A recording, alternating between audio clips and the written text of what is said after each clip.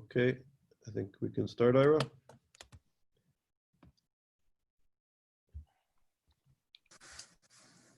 Okay, so welcome everybody to our seminar. Welcome back. Thank you for joining us. Today we have a very important seminar. We have two incredible scholars, really experts on these issues, David Patterson and Rami Aziz. And they're going to speak today about the medieval roots, if you will, of modern or contemporary anti-Semitism. And I think before I introduce them, and I think this topic is very important. We're living in a time where we can see that the stresses and the strains on our civilization, on our economy, and our political institutions is becoming significant. And I think the rhetoric and the discourse we were just speaking earlier in the United States and in other parts of the world is becoming, I would argue, alarming. And it's very important that the Jewish community and the human rights community really take these issues seriously. I know that there are many important demands being placed on our community, the Jewish community in North America and Europe and beyond, and on society in general, with massive unemployment, with dislocation, and with fear. And what we've heard in the past, during times of pandemics, anti-Semitism spikes. And in this economic situation, if it's not relieved soon, I think issues of anti-Semitism really need to be taken very seriously as these processes unfold rapidly in the coming days and weeks in our societies. And although the demands of our community in terms of providing food and shelter and basic necessities for members of our community and citizens of our countries are very important, I think to have experts who could map and decode and assess this rapidly changing situation and how it impacts on anti-Semitism is also of the highest order of importance. So today we're going to look at anti-Semitism and the reemergence of historical anti-Semitism in this historical contemporary period, and to understand how these sort of unfolding events impact on anti-Semitism. We have two amazing speakers and colleagues. These are people who have been associated with ISGAP, our summer institute, and our general work for many years. So David Patterson, who's a leading scholar and a dear friend, is the Feinberg Distinguished Chair of Holocaust Studies at the Ackerman Center for Holocaust Studies at the University of Texas in Dallas. He's a commissioner on the Texas Holocaust and Genocide Commission and a member of the Executive Board of Academic Advisors for the Institute for the Study of Global Anti-Semitism and Policy. He won the National Jewish Book Award, the Koret Jewish Book Award, and as well as the Holocaust Scholars Eternal Flame Award, which he has published more than 35 books and has over 220 articles and essays published as well.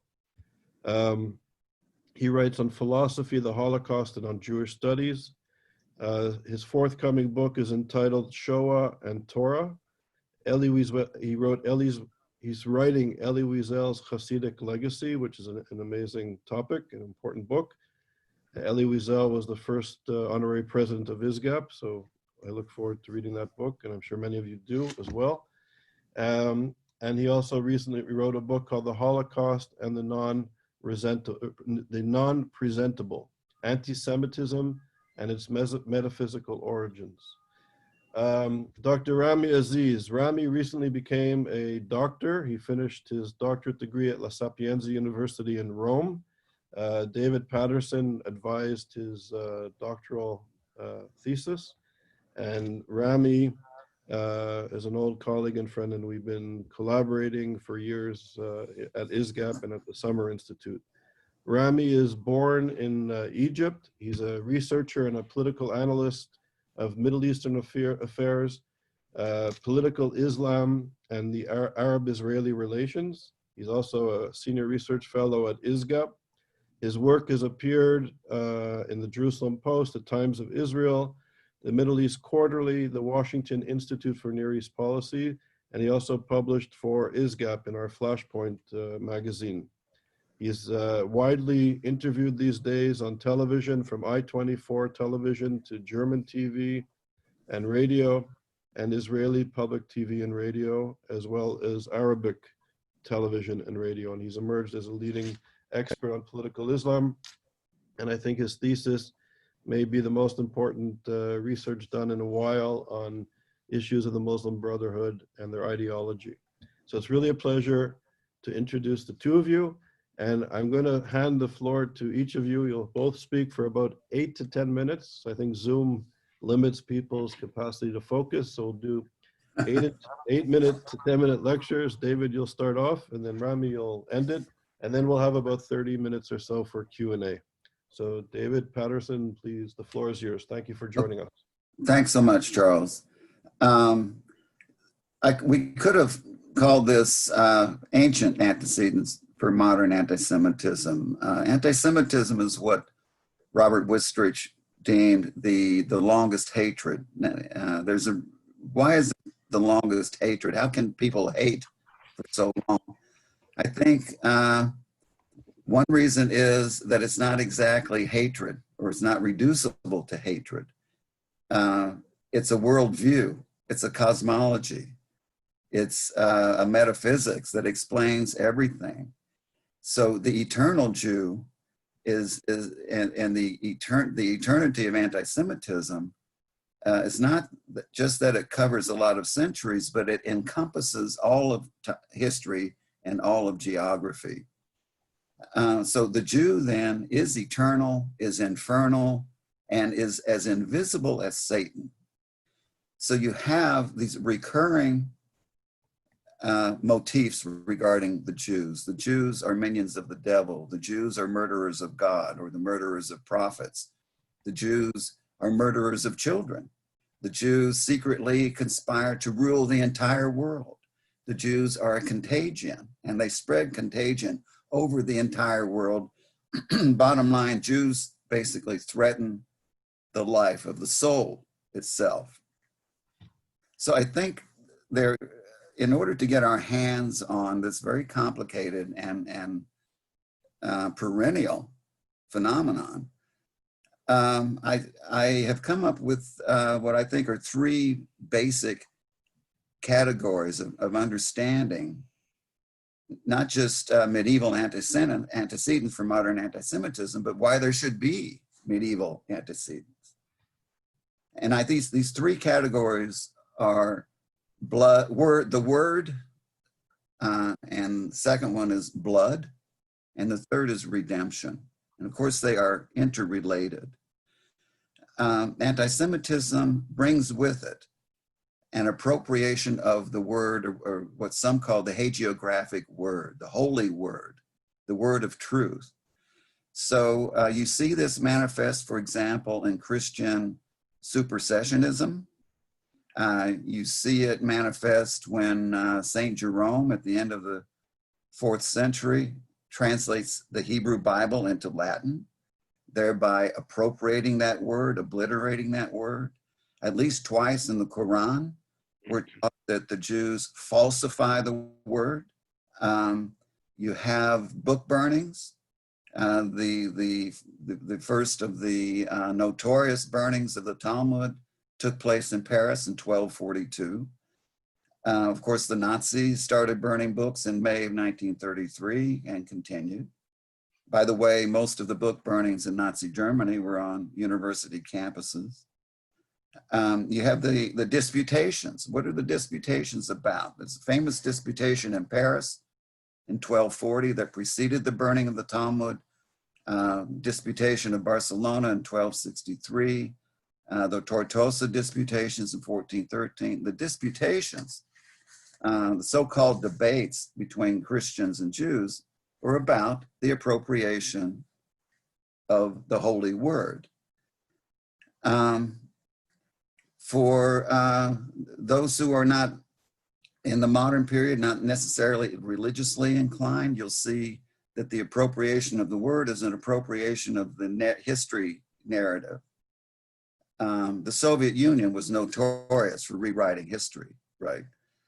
And this happens in other cases as well, in cases where the anti-Semites still take sacred history seriously. For example, Article 20 of the PLO Charter claims that the Jews have never had a religious or historical presence in the land of Israel.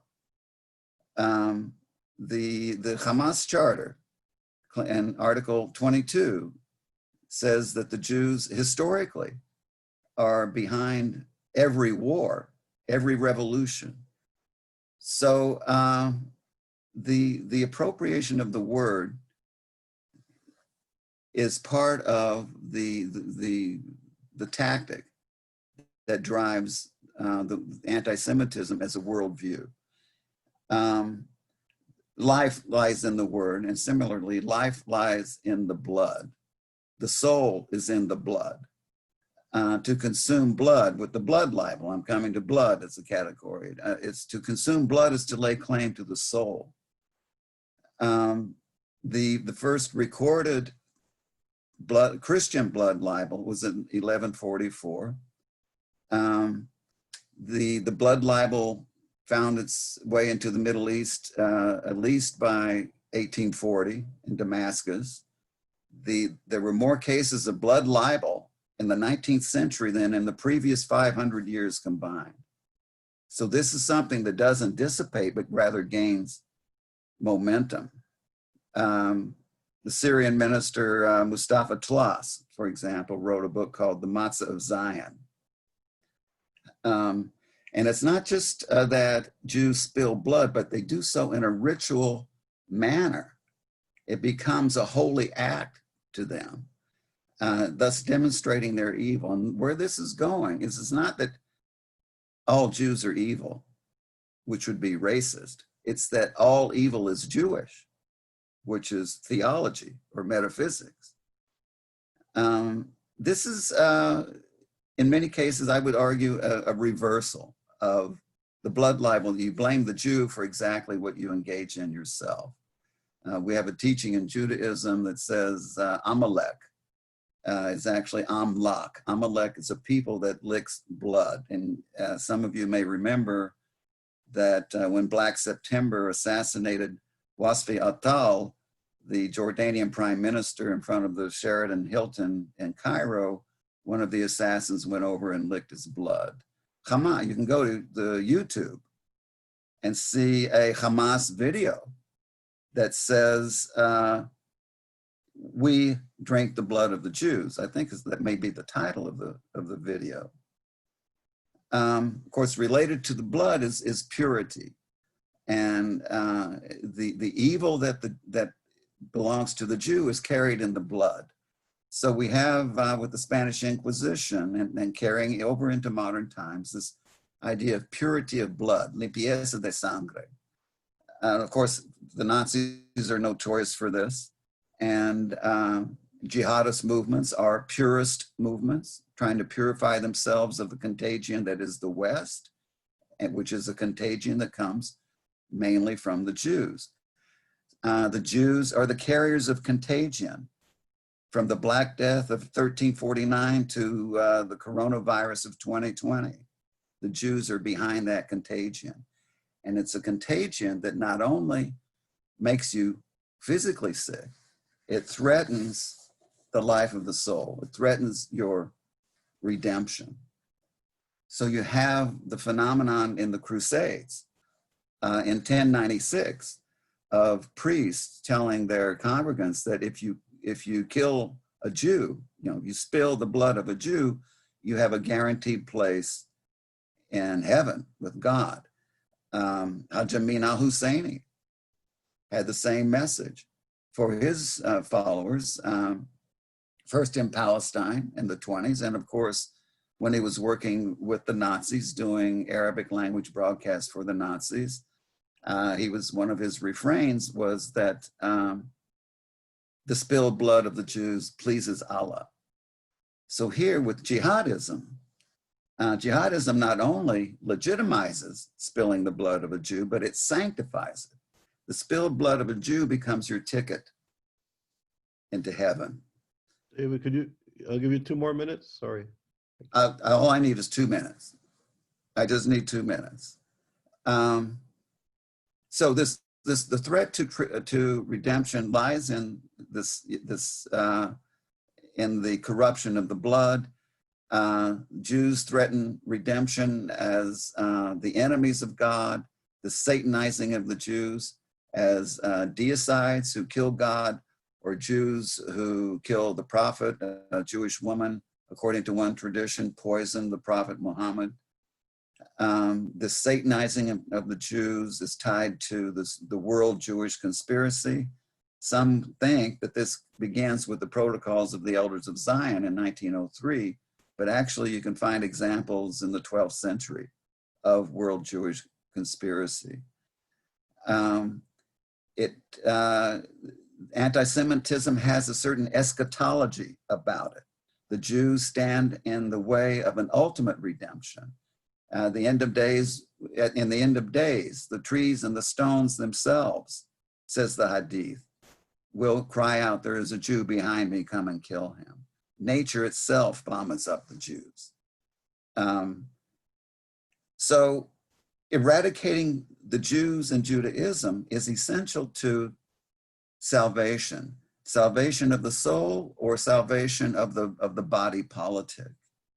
If you want to say, well, what about secular movements? Secular movements have their eschatology as well, to the extent that they are utopian.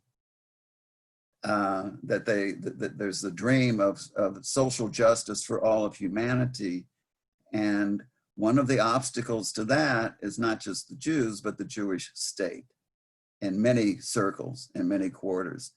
So hatred of the Jewish state becomes a fashionable form of Jew hatred.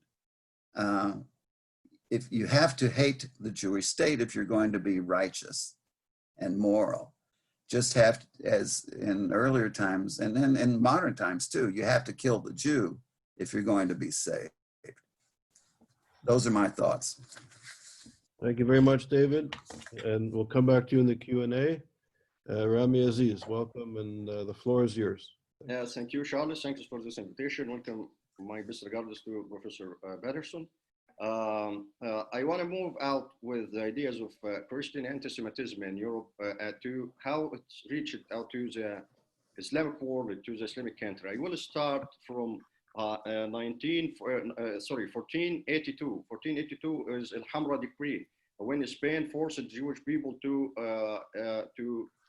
move out Spain or change their religion to be Christian, or you can leave our country, deported them. And they left all their properties, their homes, businesses, etc. I want to ask a major question before going through this debate. Many Muslim scholars says that in Muslim world there wasn't anti-Semitism.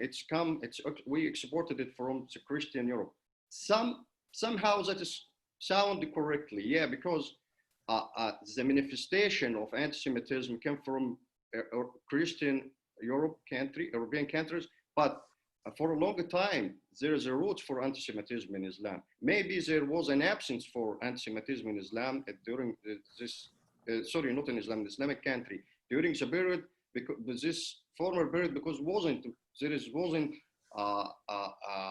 Jewish people inside Muslim country. But after the Jewish people that started to deport it from Europe towards the Ottoman Empire, and during this time Ottoman Empire, including all Arab countries and Islamic countries, the new manifestation of anti-Semitism has been started to appear based on Christian values, based on the Christian stories, like a blood libel, like Jewish conspiracy. And recently, after that, when we move forward to the Nazi era, we find that the Muslims, Hajj Amin al-Husseini and the Muslim Brotherhood, adopted the same agenda of the Nazi anti-Semitism. They have the same ground of anti-Semitism toward the Jews. In spite of, nevertheless, that the Muslim Brotherhood and the Hajj Amin al-Husseini doesn't believe in Nazism. They are enemy, but they have agreed to be in good relationship and set up a good cooperation based on the common interest of hatred against the Jewish people. And recently, let me give an example, clear example about in 2020, not in 1840, like Professor Patterson mentioned about the Syrian famous accident of blood libel. Recently, less than 3 months in Israel, some 9 9 old years, Palestinian boy disappeared, and automatically all the Palestinians have been started refer that this young boy taken as a sacrifice by the Jewish people, and they referred automatically to the blood label. Even Rashida Tlaib, the Palestinian Oregon congresswoman, tweeted about that. Hanan Ashrawi tweeted about that. What that can tell us? When we look at the CV of Rashida Tlaib, she grew up in the United States. Hanan Ashrawi graduated from the American University. So how the Western values can't change them, or how the Western values affected their point of view towards the Jewish people. Second important point I want to focus on and grab to our attention here is the idea of global Zionist conspiracy. Recently in Europe, both political Islam group, mainly the Muslim Brotherhood, is starting to use anti-Zionism, anti-Israel as a backdoor to commit the crime of anti-Semitism. To not get any punishment. They said, no, there is a clear difference between anti-Semitism, anti-Israel, and the anti-Zionism. That is not clear, because from day one, Sayyid Qutb, Hassan al-Banna, and Hajj Amin al-Husseini doesn't a distinction between anti-Zionism and the anti-Israel or anti-Semitism. For them, it's one package. Sayyid Qutb referred to the global Zionism as the most powerful group running the world. They're using the capital markets, they're using the pornography, they're using politics, they run the United States. And recently, Hamas and the Muslim Brotherhood, Hezbollah, is starting to using the term of American Zionist conspiracy. So here, we can't differentiate between the political Islam current anti-Semitism and the Western values of anti-Semitism. Both of them are believing the global Zionist conspiracy. Both of them are believing the final solution. If we gonna have a look about the final solution, the Nazi solution to eliminate all the Jewish people, we can find the same situation according to Al-Qaradawi. Yusuf Al-Qaradawi is the most prominent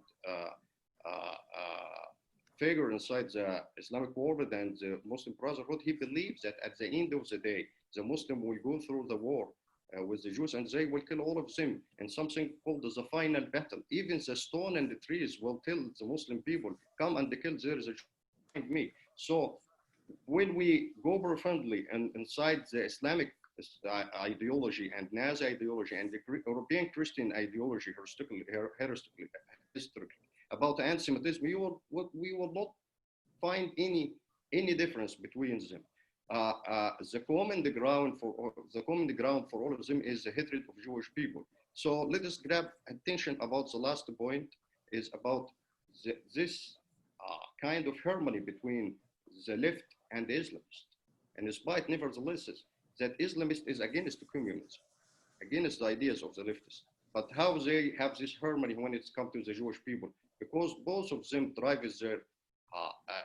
their final goals, their strategy towards the Jewish people from the issue of anti-Semitism. I cannot stop here. Okay.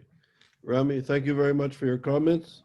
So I'll start with a quick question for you, and everybody who's listening, you're very welcome to submit questions through Zoom, and I'm reading the questions and I'll present as many as I can to David and to Rami. So Rami, you speak about the ideology of political Islam and its founders, al-Banna and Qutb and Husseini and others. Can you touch on the impact that the ideology of the Muslim Brotherhood has had on Western thought, or is this having an impact at the university level among intellectuals in the West? And if so, can you describe it to us? Yeah, you referred to four very, very important points. The universities, the campuses. The campuses become one of the best places that the Muslim Brotherhood mainly and the other political Islam group, especially in Europe. And ISGAP issued a very important study about that in the United States. But where I am living here in Europe, I will shed the light on the European situation. In Europe, the Muslim Brotherhood working in different banners, like NGO, charity, and others. They exploiting the freedom of speech. They are exploiting the democracy here in the European country. And they promoted the idea of anti-Semitism and the ideas related to the hatred of Jewish people, as I have mentioned before, under the different slogans like anti-Israel, BDS movement, or anti-Zionism. But indeed, that wouldn't be done without approval from the European authorities. That wouldn't be done without approval from European professors. So the Europeans share the same responsibility about this crime. Why? Because let me say that until today, until our day, there is a strong hatred, anti-Semitism, based on the Christian values. Europe is not Christian anymore, by the way. But you know, Europe lost its Christian identity, but they still keep the Christian hatred, anti-Semitism. So the university and the campuses here, it's very horrible places. You can find all different manifestations of anti-Semitism with no impunity. There is a full impunity. There is no punishment for those people. They can attack Jewish as a religion. They can attack Jewish as a politics, as economy. In different aspects, no one can stop them, unfortunately. Okay, thank you, Rami. David, I have a question for you based on your comments. In the forward, I think yesterday, in the Jewish Forward in the United States yesterday, or the day before, there was an article about President Trump's use of the word virus and how the invisible enemy of the United States, and he was sort of using that imagery to battle the virus and to, you know, to free the United States and its economy from this invisible enemy. And you spoke about how sort of the legacy of anti-Semitism, the Jews as being an invisible danger and controlling and carrying of illnesses and taking over economies and countries, etc. And there's the beginning of a discourse in the United States among some people that President Trump's use of the imagery of an invisible enemy and his, at times, pandering to perhaps nationalist parts of the demographics in the United States, or maybe his political base, that this is creating sort of this anti-Semitic discourse. Many people dismiss this as wrong, and other people are beginning to think that this is a serious issue in the United States. What do you think of President Trump's discourse on the invisible enemy and the legacy of anti-Semitism and the legacy of increased anti-Semitism when there are pandemics? Is there any correlation? Does this of concern to you? What do you think? Yes, it's of concern. Just the use of the term invisible itself is problematic. Hitler referred to the Jews as the invisible wire pullers, right, in Mein Kampf. There's a famous image from Der Stürmer around 1940 of a microscope looking at a slide, and you see on the slide Stars of David, right? And the caption is "The Contagion," but you can't see it. It does with the naked eye, right? But what is the contagion? The contagion is not just Jews, but Judaism, as the Nazi ideologue Alfred Rosenberg maintained. And of course, there are no Jews without Judaism, without Torah. I mean, if you get rid of that, then you get rid of Jews. So when it comes to the public discourse surrounding a crisis, that requires care with words. I mean, it's the fact that Trump calls it an invisible enemy by itself, I don't think leads us to conclude, okay, Trump is stirring up Jew hatred. Just right. But words are not innocent. I mean, words have to be used with great care. One of Elie Wiesel's teachers once said to him, "I know you're a writer, but don't you know that words create and destroy worlds? You have to take great care with your words." And this is especially true in a time of crisis. I think the best antidote to that is not to shut down. Well, we can't shut down the politicians, but is to do the kinds of things that ISGAP does, is to inform so that we can recognize these things. But the part of the problem is the words trigger attitudes without our realizing it, even if we don't know the history of the discourse. So here's the question, bottom line, here's the question. And you and I have worked together on things like NSJP, right? And one of the things that Hassan al-Banna said he learned about propaganda is that propaganda is calculated not to inform or even to persuade, it's calculated to incite, and specifically to incite hatred. I think when we listen to Trump, I personally don't see him trying to incite hatred, at least not in the ways I've seen it happen on college campuses with, rallies of the SJP. But in some ways, it's even more problematic if he's doing it unwittingly, right? He doesn't know what he's doing. That could be even more troubling. So in recent days, in a short period of time, there's a debate between the White House and governors on when to stop the lockdown and when to open up. Right. And people are beginning to demonstrate. And some of those people, I don't know, I would assume it's a minority of those people, appear to be, quite provocative, protesting with guns, kind of coming from the nationalist fringes, the white supremacist fringes of American society. And can you see this this situation devolving where the kind of the discourse or the rhetoric of the invisible enemy spills into anti-Semitism? Or are you sitting in Texas, and I'm in Oxford, I'm far away? Do you get a sense that this is a dangerous time, or you don't think? Not so much. I would say, no. I'm cautious, but not fearful.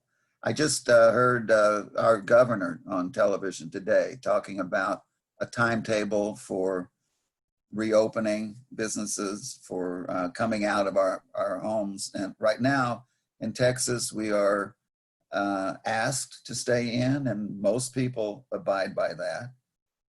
For the last several days, our coronavirus numbers have leveled, if not dropped a little. So he's looking to a time to open up.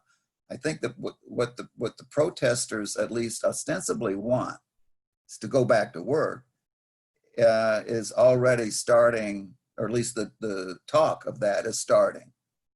There are 3 or 4 states where that seems to be moving more quickly than others. Wyoming is one, Georgia is one, Texas. So I think just planning to get back to work will alleviate a lot of that fire from the protesters. But look, this is not the cause of anti-Semitism. Trump is not the cause of anti-Semitism, and the governors are not the cause. You're not going to cure anti-Semitism by keeping the lockdown or opening up businesses or whatever you do. There's no cure for it. There's no cure for it. But it can. But as you know, it can be exacerbated. It can be provoked. But it's there. Okay, thank you. And one of our listeners, Victoria Aarons, made a suggestion, a good suggestion. And she says that we should refer back to Philip Roth's book. It was a novel called Nemesis. It speaks about the invisible enemy. So if anybody is interested, Philip Roth was brilliant. So thank you very much, Victoria, for that good suggestion. I agree. We have a question from Pedro Gonzalez, who's a colleague of ours, a student of David's in Dallas.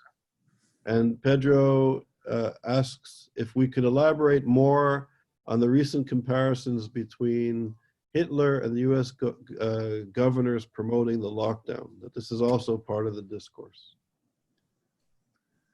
Well, comparisons between US governors and Hitler are, in my mind, a form of Holocaust denial.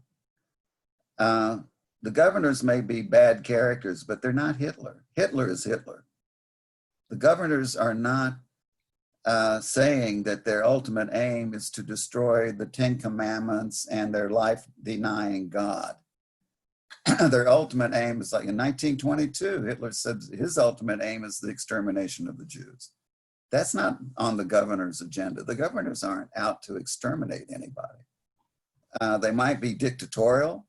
They might be undermining Bill of Rights, as they've been accused of in some cases. Okay, but these comparisons to Hitler only muddy the waters. They don't clarify anything. And in fact, comparisons to Hitler can justify what is otherwise unjustifiable. In other words, don't you wish somebody had shot Hitler between the eyes in 1922? He needed to be assassinated. Maybe some of these governors need to be assassinated. You see where this goes. Yeah. And so thank you. And I'm reminded of the words of actually Prime Minister Netanyahu during the Yom HaShoah commemoration the other night, 2 days ago, when he was saying that we should be very careful, that there's no comparison to the coronavirus and the situation that we're in, although people are certainly suffering and getting sick, to the Holocaust and Nazism. And we should be very mindful that these comparisons, I think, are very problematic at many levels. So, and I think if you Google his speech, I think his words were, whether you're pro Likud or not, or his words were very, I think, accurate and strong. Mm-hmm. Greg Mashberg, who's a friend and a colleague, asked a good question. And I think this goes to maybe Rami, you can start with this. So Jew hatred is the oldest hatred, as Robert Wistrach and David mentioned. At the bottom, at its core, is it the case that the nature of anti-Semitism is based on fundamental Christian and religious texts, and that they are at the core of the enduring nature of Jew hatred, even for those whose modern anti-Semitism is not expressed through Christianity or Islam? So could you make the argument, and I think, Rami, you touched on it, are the religious texts the core of contemporary anti-Semitism, even though, as you said, Europe is no longer Christian, it's quite secular? What do you think of this important question? Yeah, it's a good question, and thanks for him. Yeah, Europe is not Christian anymore. The people here, they are, we can call them are secular, they are non-believer, whatever, it's not our business. But unfortunately, they still keep the hatred of Jewish people. So they forget the Christianity, but they keep the darker side of Christianity, if I can say that. They still talking about the redemption. They are not practice. They didn't go to the church every Sunday. They doesn't celebrate Easter or Christmas. Christmas for them is like a social event, but they are still keep the dark side of the Christianity related to the Jewish hatred. They still keep some text from Bible denying and talking against the Jewish people. So they can be a Christian when it's come to anti-Semitism. They remember what is Christianity tell about the anti-Semitism and Jewish people. It's the same for the Islamists. The Islamists use Islam all the time to attract the people to their side among the gate of anti-Semitism. Just what you need to do to say, I'm here, I'm going to resistance the Jewish people, the Jewish conspiracy. I'm going to free the Jerusalem from the hands of this dynasty people, the settlers, the occupier, etc., all this propaganda. So religious is still play a matter for a Christian or Muslim when it comes to anti-Semitism. It's the easy way. It's the most attractive way to convince people by your point of view about spreading Jewish hatred. So in Europe, in Islamic world, religion, religious factors, religious motives about anti-Semitism is still a matter. Let me give you a clear example again about that. In spite of left wing, global left wing, some of them doesn't believe in religion. They are not Muslims, they are not Christians, they are not believe in anything like communism in USA, former Soviet Union. But they found their own way to cooperate with the political Islam, the most extreme right wing in Islam, based on the ground of anti-Semitism. So we can't separate it between the religious motives and anti-Semitism. When it's come to anti-Semitism in Europe and Islamic world, the religious is still a matter. Okay, thank you. Thank you. We have an interesting question from Nir Bombs of Tel Aviv University, and he would like us to focus on the flip side of our conversation. He is saying that the COVID crisis has many aspects to it, and one aspect is there is an increase of global cooperation, and there's an opportunity to do more bridge building between Jewish people, Muslims, and Arabs internationally and within Israeli society. And Israel is working with the Gulf states and Palestinians to confront the virus. Today in Jerusalem, there's a special prayer of Muslim Jews and Christians coming together to pray for all of humanity in the face of this virus. So there are opportunities for people to come together. So what can we do to use this opportunity, not to highlight the differences, but actually to focus on what we can do in terms of building bridges? Can I say something? Can I answer? Yeah, go ahead. We are not here to speaking about that we are gonna do religious war between Christian, Muslim, and Jews. No, we're just talking about the extreme sides. We are talking about political Islam. We didn't talk about Islam in general. We should make it clear here. We're talking about the Christian anti-Semitism. That doesn't mean that all the people here in Europe on the street, they are anti-Semitic people. But we're talking about the problems, because the good people doesn't need go to the visit doctors. But that is the point. So here, no, there is a good work to set up a wonderful cooperation between a Muslim nation, moderate people in Islam, and Jewish and Christian. Let me tell something about this ISGAP initiative. Recently, if Charles allowed me to tell that in public, ISGAP worked closely with the Muslim World League to push and promote the values of reconciliation and coexistence between Jewish, between Christian, between Muslim. And according to that, ISGAP, as Charles, as executive director of ISGAP, has been invited twice in very important high-level conference to speak about anti-Semitism and Islamophobia in New York and here in the United Nations in Geneva. So we are not going to scale the tone of violence against Muslim, against Christian. That is not our job. We are seeking to how we can treat this misconception and how we can work closely to eradicate extremism from both sides. Yeah. So I would like to point out, I was at the United Nations in Geneva, where I spoke at the Muslim World League at the UN, and I was there with Rami, and Rami and I, on behalf of ISGAP, met with leaders of the Muslim World League and also leaders from Muslim countries and institutions, universities, religious organizations from around the world. So there is, as Nir Bombs was saying, there are opportunities for people to come together, and hopefully this could be, this time of crisis could be used to strengthen these new bridges. It's very important. David, you wanted to say something? Just a couple of thoughts.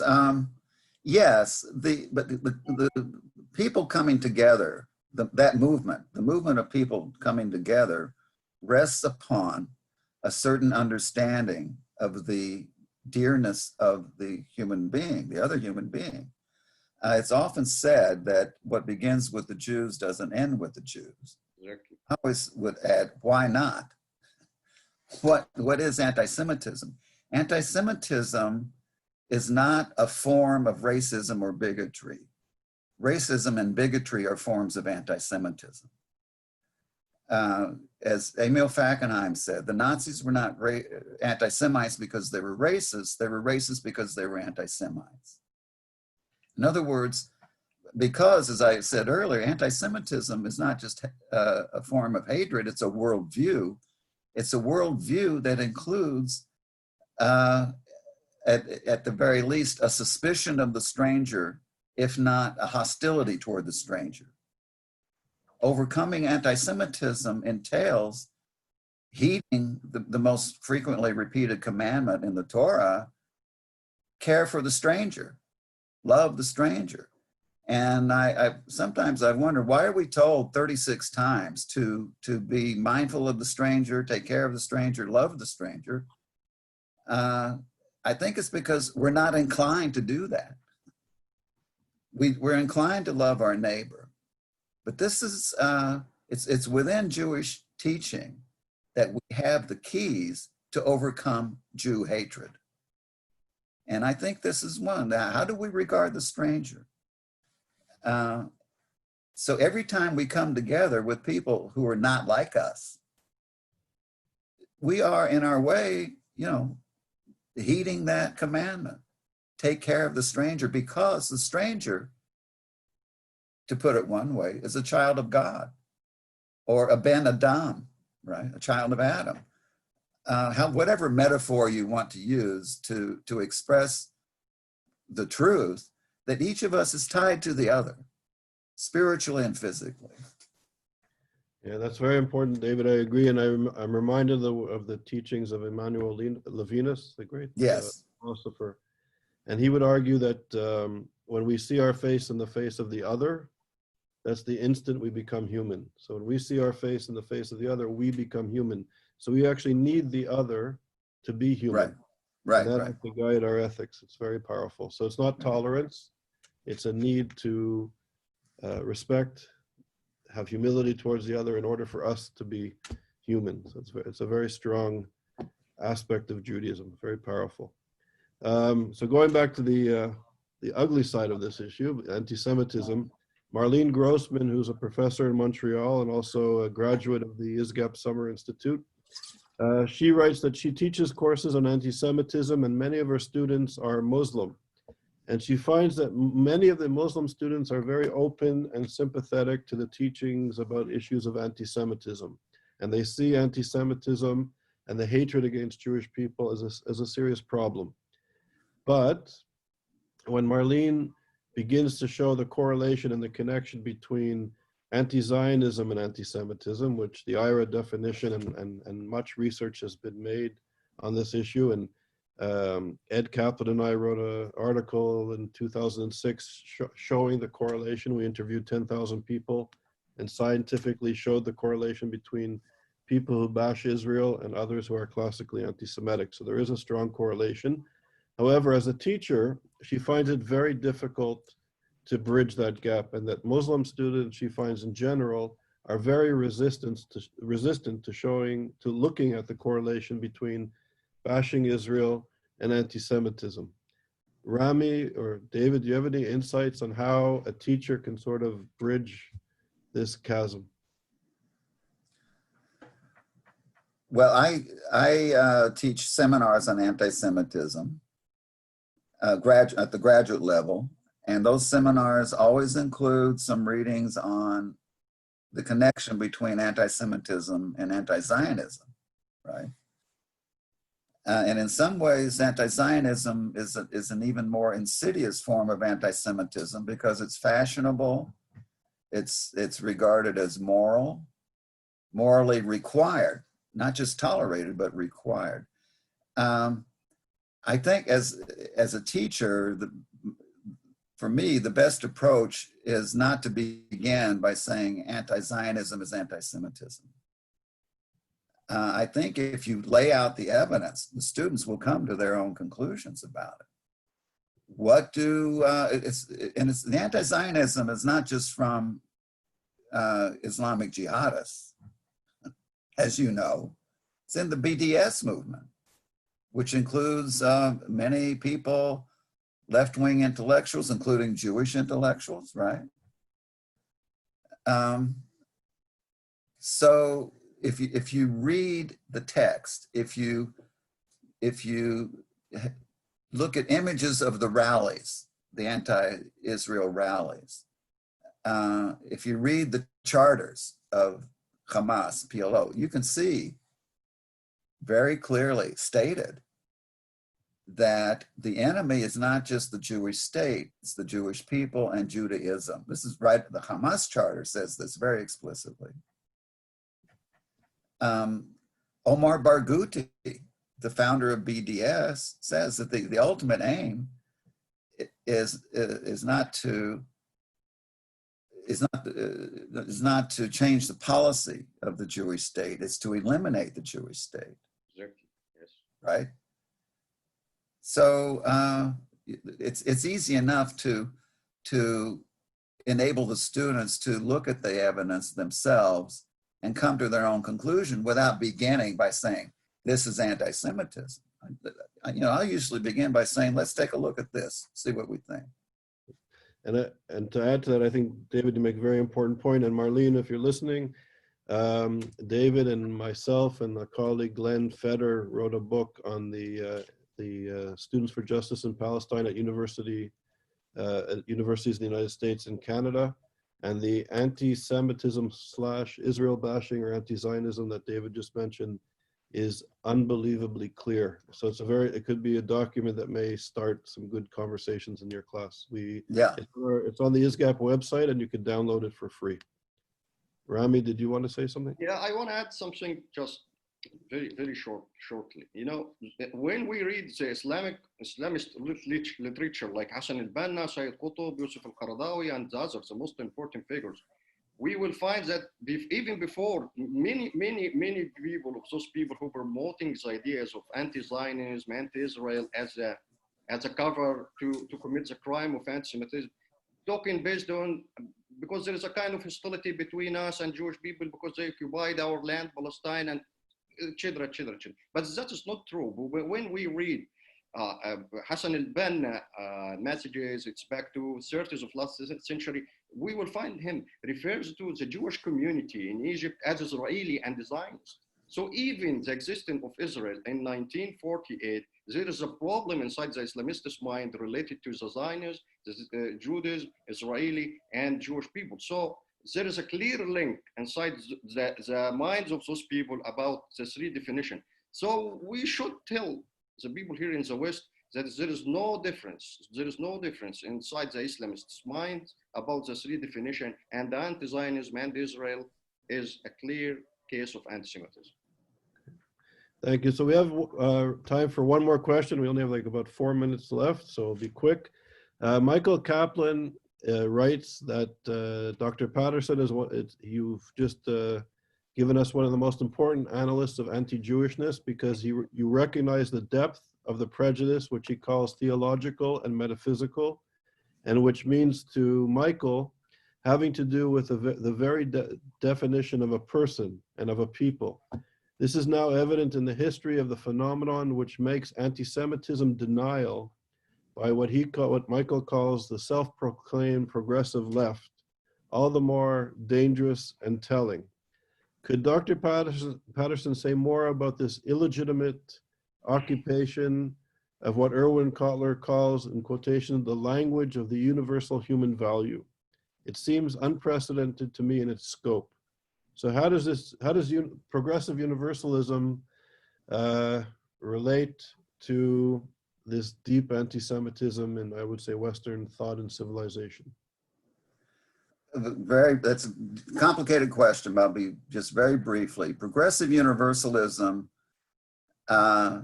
Christian proselytizing, and Islamic world conquest thinking have one thing in common. They're all totalitarian. The Jew is who represents a limiting principle, who for even in the Torah, a king can only own so many horses, right? The promised land is only so big.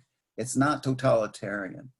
The fact that we have to have a regard for the stranger who's not only doesn't look like us, but doesn't think like us is non-totalitarian.